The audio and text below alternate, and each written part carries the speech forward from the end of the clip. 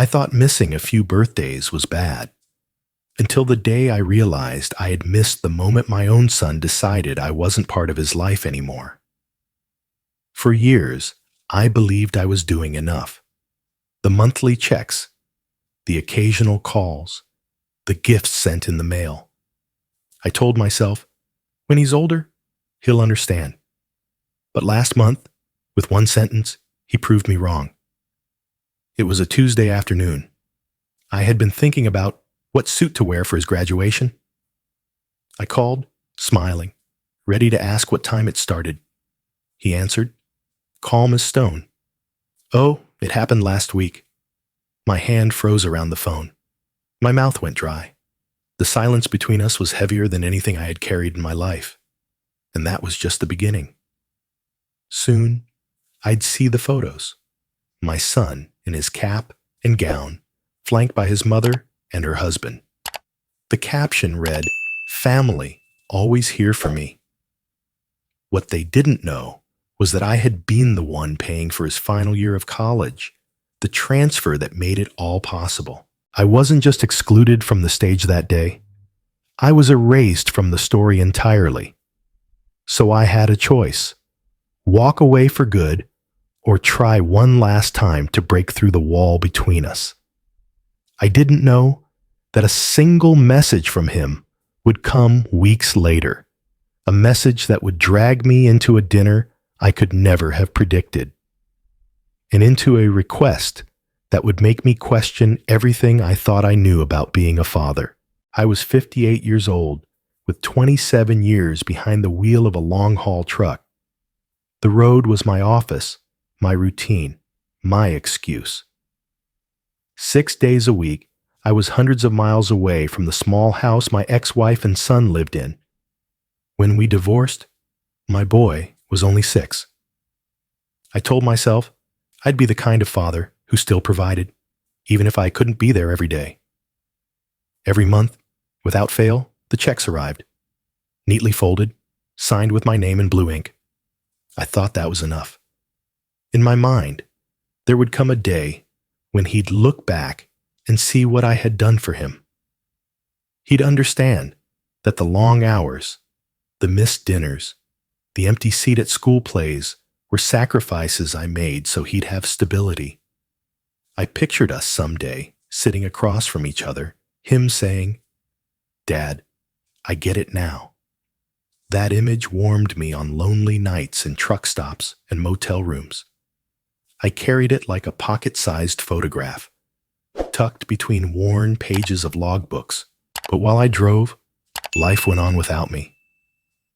When he was 14, he took a bad hit on the football field. I got the call in the middle of Wyoming. The doctor said it was just a sprain, but I wanted to be there. The freight I was hauling had to reach Ohio by morning. There was no way to turn the rig around. I told myself he'd be fine, that Mom was there. Still, I remember staring at the highway that night, the white lines blurring under my headlights, thinking about him sitting in the ER without me. 2 years later, for his 16th birthday, I found the perfect leather jacket, black, stitched with his favorite team's logo. I mailed it early to make sure it arrived on time. I pictured him opening the box, slipping it on, maybe sending me a photo. Weeks passed. One evening, I saw it in the background of a video his mother posted, still in the box, the shipping tape uncut. I told myself he was busy, maybe forgot. But the truth was harder. Maybe he didn't want it from me. In every picture I saw online, his stepfather was there, standing at the sidelines, clapping at award ceremonies, posing with him at holiday dinners. I'd see my son smile, wide and easy, and I'd feel both glad and gutted. Glad he had someone present. Gutted it wasn't me. At first, I convinced myself this was just the natural order after a divorce. His mother remarried. Life shifted. But little by little, I noticed the way the story of our past was being rewritten. Comments from relatives hinted at it. Well, he chose work over family, as if I had simply abandoned them for the open road. I'd hear that my son thought I never wanted to be at his games, that I didn't care for those milestones. That was never the truth. I realized then that a different version of me existed in his mind, a version I didn't recognize, one his mother had quietly sculpted over the years.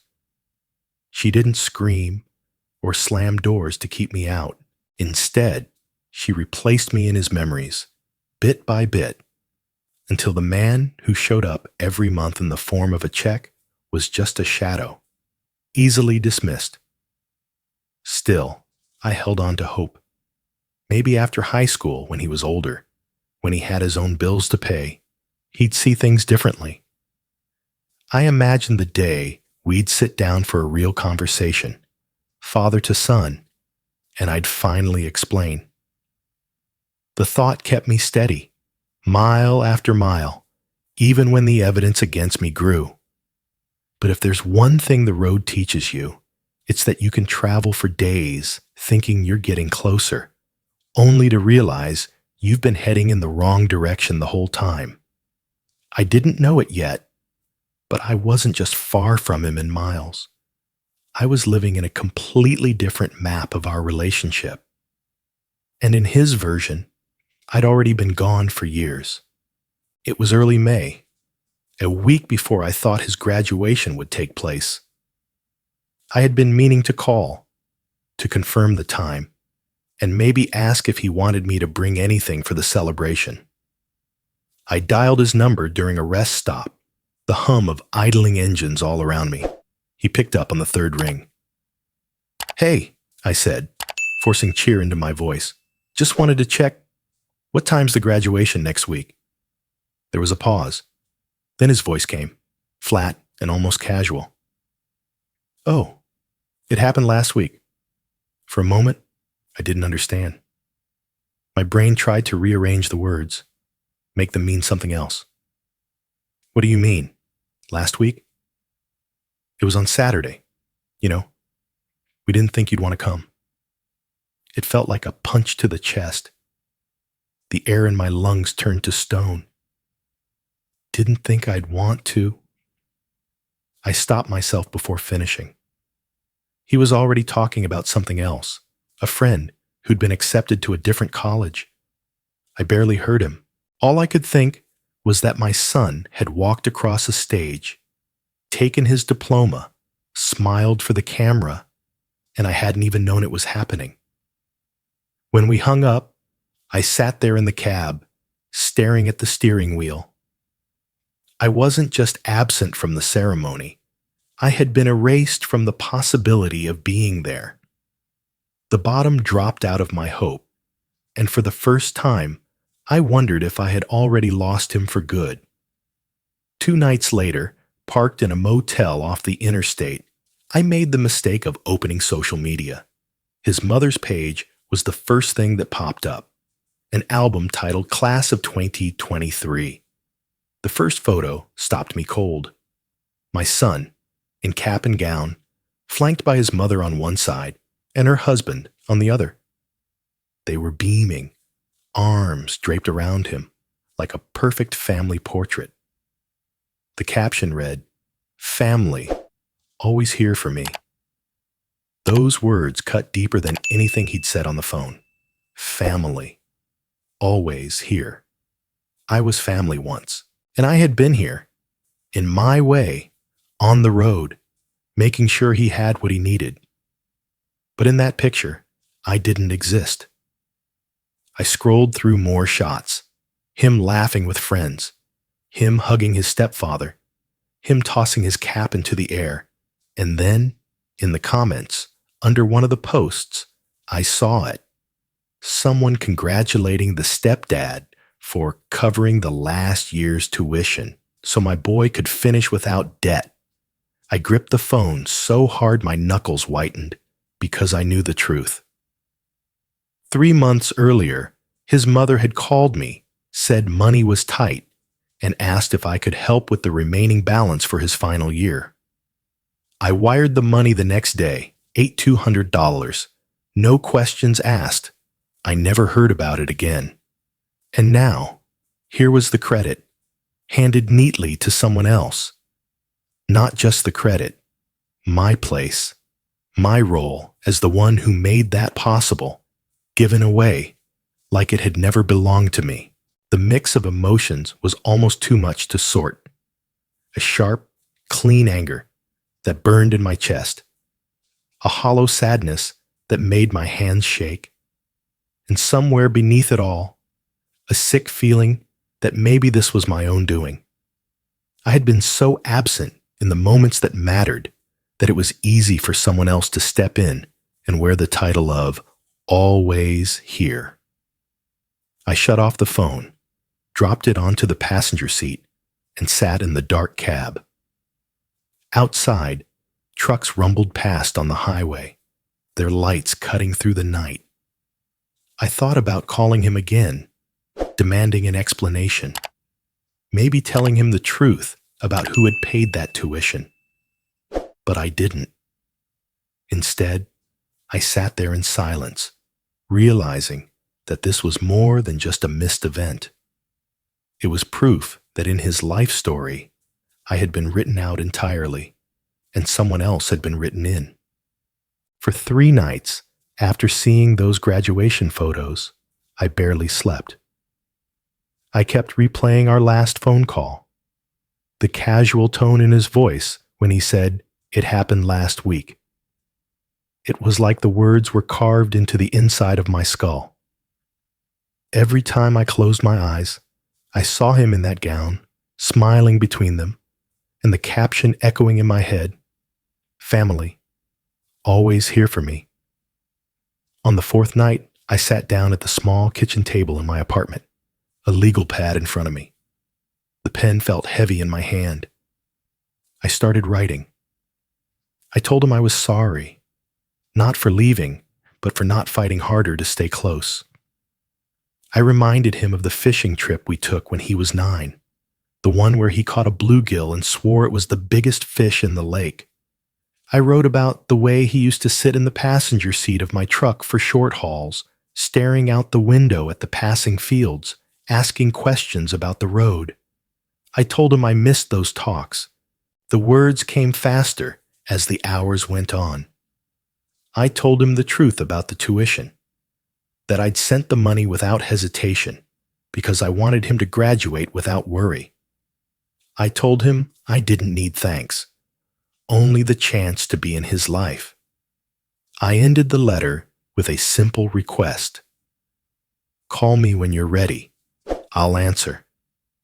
But when I read it back, something in my stomach tightened. The whole thing sounded like I was pleading for a place in his life, like I was trying to prove I wasn't the villain his mother had painted me to be. I imagined him reading it and rolling his eyes, thinking, "Here he goes, making it about himself." That thought stopped me cold. I folded the pages, slid them into an envelope, and set it on the counter. The next morning, I put the envelope in a drawer. I told myself I'd send it later when the time felt right. Weeks passed. It stayed in that drawer. A month later, I ran into Mike, an old friend from the neighborhood, at a gas station just outside town. We hadn't seen each other in years, so we stood by the pumps catching up. Somewhere between small talk and weather complaints, he said, "I always thought it was weird your boy never came by when you were home. He used to ask about you a lot, back when he was around 14. I frowned. "Ask about me?" "Yeah," Mike said, leaning against his car. "He came by my place one afternoon. Wanted your number. Said his mom told him you didn't want to talk to him. I gave him your old cell, but he said it didn't work. Later, I found out she'd changed your number on the emergency contact forms at school. Guess she didn't want to stir up trouble with her new husband." The words hit me like a slow, heavy wave. My son had tried to reach me. He'd wanted to talk. and she'd cut the line. Not by screaming, not by telling him outright to forget me, but by making it impossible for us to connect. As I drove away from the station, my hands gripped the wheel so tight my knuckles ached. I thought about that 14-year-old version of him, holding a disconnected number in his hand, wondering if his dad had just stopped caring. The idea that he'd been carrying that for years, that he might still believe it, made my chest burn. But beneath the anger was something else, a spark of hope. If he had tried to reach me once, maybe part of him had wanted me there all along. Maybe that part still existed. The thought was dangerous. It could just as easily set me up for another fall. But I couldn't stop it from taking root. That night, I opened the drawer and pulled out the letter. I didn't send it. But for the first time, I didn't see it as a plea. I saw it as a promise. It was a Wednesday evening when my phone buzzed with a text from an unfamiliar number. I almost ignored it, but something made me check. If you're free, dinner tomorrow? No name, no details. Just that.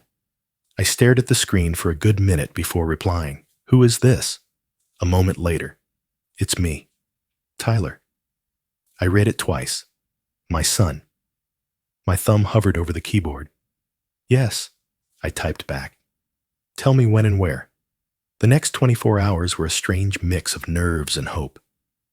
I tried not to imagine too much, but I couldn't help picturing us at a quiet table, talking things through. Maybe this was the moment I'd been waiting for. The crack in the wall. I even wore the old navy blazer I'd been saving for his graduation, the one still carrying the faint scent of cedar from the closet. When I arrived at the restaurant, I spotted him at a corner table. Relief hit me first. He was here. He'd shown up. But as I got closer, the picture sharpened. His mother was there, smiling politely. Her husband beside her, his arm draped casually over the back of her chair. And next to my son sat a young woman I didn't recognize. Dad, Tyler said, standing up to shake my hand. The word felt strange coming from him, like a note I hadn't heard in years. I shook his hand, then nodded to the others. The air was tight, polite in the way strangers are polite. We ordered, and small talk carried us through the first course. The young woman, Emily, was friendly enough, though she kept glancing at Tyler like she was waiting for him to say something. His mother asked about my work. I gave short answers. I was too busy trying to figure out why I was here with all of them. Halfway through the meal, Tyler cleared his throat. So, there's actually something I wanted to talk to you about. His eyes darted briefly to Emily before landing back on me. We're looking at buying a place together, and, well, I don't have enough credit history to get the loan approved. But if you could co-sign, just to help us get started. The rest of his sentence blurred. The hope I'd walked in with slid right out from under me. This wasn't about reconciling. Not really. This was about needing something. Again. I set down my fork. You want me to co-sign a mortgage, I said slowly. It's not like we wouldn't pay, Emily chimed in. It's just, this would make things a lot easier. I glanced at his mother and her husband. Neither of them looked surprised. Maybe they'd been part of this conversation before I even got the text. I leaned back in my chair, studying my son. He didn't look manipulative, not exactly. More expectant. Like this was simply what fathers did. Step in when needed, no questions asked. I thought about the years I'd spent wiring money, covering bills, paying tuition that someone else got credit for. I thought about the letter in my drawer, unsent, and I realized something. If I said yes right now, it wouldn't bring us closer. It would just confirm that my role in his life was transactional.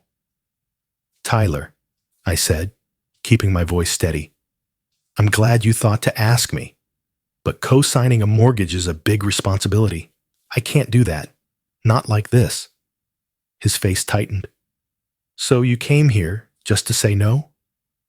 No, I said quietly. I came here hoping we could talk. Really talk. The silence that followed was heavy. Emily shifted in her seat. His mother glanced at her watch. Finally, Tyler nodded, but it wasn't agreement. It was the kind of nod people give when they're done with a conversation. We finished the meal with the kind of forced politeness that makes food taste like cardboard. When we stood to leave, he shook my hand again. This time, it felt more like a formality than a greeting. I walked out into the cool night air, the blazer suddenly feeling too tight across my shoulders. The hope I'd carried into that restaurant had turned into something else entirely. A hollow reminder that some invitations aren't about connection at all. The drive home from the restaurant was quiet, except for the low hum of the engine. Streetlights cut across the windshield in rhythmic flashes, and each one felt like a tick of a clock running out on something I'd been trying to save. I replayed the conversation over and over. The way his expression had changed when I said no. How quickly the air between us had cooled. It would have been easier to say yes. A signature on a line, a quick handshake, and I could have left feeling like I'd done something fatherly. But I knew it wouldn't have been real. It would have been another transaction. One more instance of me showing up only to meet a financial need. What I wanted, what I'd been chasing, was something that couldn't be bought or signed into existence. I told him as much at the table. Tyler, it's not about the money. It's about us. If the only time we talk is when you need something paid for, then we're not building anything that lasts. My voice had been calm, but my heart was pounding. He didn't argue. He just sat there for a moment, then pushed his chair back. Okay, he said flatly, and walked toward the door.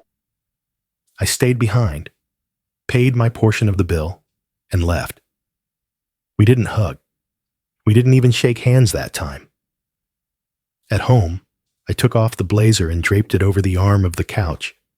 The apartment felt colder than usual, and the silence pressed in like a weight. I made coffee I didn't drink and sat at the table staring at the steam curling up from the cup. The thought of him walking away, maybe for good this time, was harder to swallow than any rejection I'd ever faced. Hours passed. I moved to the couch, turned on the TV just for the noise, and eventually dozed off. The phone ringing pulled me from sleep. I blinked at the clock, 12:41 a.m. My first thought was that something had happened, that maybe he was in trouble. I grabbed the phone. Hello. There was a pause, then a shaky breath. Dad? It was him. His voice was different, softer, almost broken. Tyler? What's wrong? Another breath, and then it came out in a rush. She's gone. Emily? She left. Right after dinner tonight. She said if you weren't going to co-sign, then I wasn't serious about our future. She packed her stuff and walked out. I sat up, rubbing my face. I'm sorry, son. I really am. His voice cracked. I thought she loved me. I don't know what I thought. He was quiet for a few seconds before adding, I'm not calling because of her. I'm calling because I think I've been wrong about you for a long time. I didn't say anything. When I was a kid, he continued, I thought you didn't want to be there. Mom told me you were too busy, that you chose work over me. I believed her. And when I saw you sending money, I figured that was your way of, I don't know, keeping score. So I stopped telling you about stuff. I told myself I didn't need you. His voice wavered, but I did. I just didn't know how to say it without feeling stupid. I leaned back into the couch, the phone warm against my ear. The anger I'd been carrying, at his mother, at him, at myself, shifted into something else. Not gone, but changed. I never stopped wanting to be in your life, I said quietly. Not once. I made mistakes, sure, but I never stopped wanting to be your dad. I know that now, he said, and I'm sorry. For the graduation, for asking you for money before I even asked how you were. For all of it. I could hear him sniffing on the other end. He wasn't the boy in the cap and gown from those pictures. He wasn't the teenager who'd believed a story about me that wasn't true. He was just my son, hurting, trying to find his way back. Tyler, I said, we can't change the years we missed, but we can decide what we do with what's left. There was a pause, and then a soft, yeah, I want that. I want to start over. We talked for another hour about nothing and everything. Sports, work, the old fishing trip we'd both remembered. It wasn't smooth. There were long silences, moments where neither of us knew what to say. But it was real. When we finally hung up, it was past 2 a.m. I set the phone down and sat there in the dark, feeling something I hadn't in years, the faint, cautious pull of hope. It wasn't a clean fix. His trust wouldn't come back overnight, and neither would mine. But that call had cracked something open. And for the first time in a long time, I felt like maybe we were both willing to step through. The weeks after that late-night call unfolded slowly, like thawing ice. At first, our meetings were cautious. Tyler would suggest grabbing coffee or lunch, and we'd stick to safe topics, sports, movies, the kind of weather you can't do anything about. There were still silences, moments where one of us would look away, unsure if the other was ready for deeper ground. But there was a rhythm starting to form. We made it a point to see each other once a week. No talk about money, no requests, no offers, just time. Sometimes we'd walk by the river. Other times we'd sit in a diner booth and watch the world go by. I noticed how different it felt to hear him laugh without that undertone of distance, how his shoulders seemed to loosen the longer we sat together. One afternoon, over coffee, he asked, "Why didn't you fight harder to be there when I was a kid?" I told him the truth. I thought sending money was doing enough. I thought being responsible meant making sure you had what you needed. I didn't realize that what you needed most wasn't something I could wire into a bank account. He nodded slowly, not in agreement exactly, but in understanding. And that was enough. Bit by bit, I began to see the man he was becoming. Not the boy from the old photos, not the distant young man from the graduation picture, but someone finding his own shape. And I realized he didn't need a sponsor in his life. He needed a father, someone to listen, to show up, to be there without a ledger in mind. A year passed, the seasons turned, and with them, our relationship found steadier footing. Then, one Friday morning, my phone buzzed with a message from him. "Dad, I'm graduating with my master's this weekend. I want you in the front row." I read it twice, then a third time. My throat tightened. This wasn't a half-hearted invitation. This wasn't out of obligation. It was an ask, plain and simple. When the day came, I arrived early. The auditorium was buzzing with families finding their seats. Proud smiles everywhere. I spotted the front row marked family, but the seats were already claimed. His mother, her husband, and a cluster of relatives. For a moment, an old ache stirred, the familiar reminder of where I stood in the order of things. I found a spot toward the back, where the view was decent and the air felt calmer. When Tyler walked onto the stage, our eyes met just for a second. He smiled. Small, but real. It was the kind of smile you give to someone who matters, even if they're not sitting in the place of honor. As his name was called, I clapped until my palms stung. He took the diploma, shook hands, and turned toward the crowd. And even from the back row, I could see it. The quick lift of his chin in my direction. A silent acknowledgement that I was there, that I had been invited to witness this moment. I didn't need the front row. The invitation itself was what mattered. For years, I had been outside the door, knocking. Now the door wasn't just open, it was held for me. When the ceremony ended, I waited near the exit. He walked toward me, robe swaying, the diploma case in his hand. "Thanks for coming," he said. "Thanks for asking," I replied. It was a simple exchange, but it carried the weight of everything we'd been through. The distance, the anger, the misunderstandings, the long road back. We walked out together, side by side, into a future that still held its unknowns, but, for the first time in a long time, felt like it belonged to both of us.